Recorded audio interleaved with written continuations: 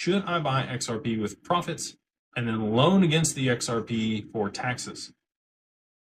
Okay, so you're going to make money on a long options trade with some leverage, it sounds like.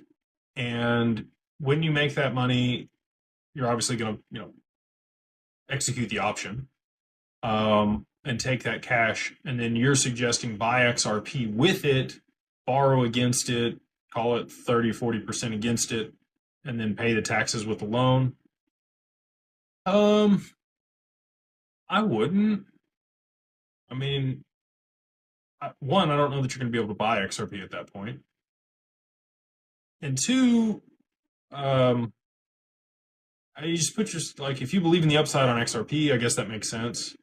And you could also put the XRP to work, but to be able to cover the taxes on that,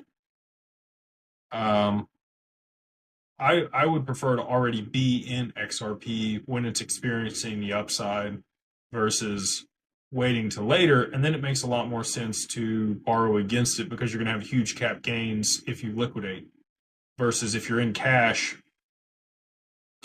and you're basically executing the option, you're going to have to accept that money. I mean, you could fund a life insurance policy and borrow against the life insurance policy.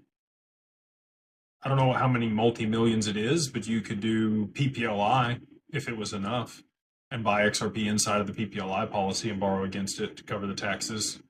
And then that XRP would grow tax-free inside of that policy. You could also trade it with no tax implications inside the policy. You need a financial advisor if you're domestic here in the US or Canada to oversee that policy, but they can help you make a bunch of money inside there and then you can continue to borrow against it over your lifetime. If I had a large lump sum of cash, that's probably the way that I would go, especially post price appreciation for XRP.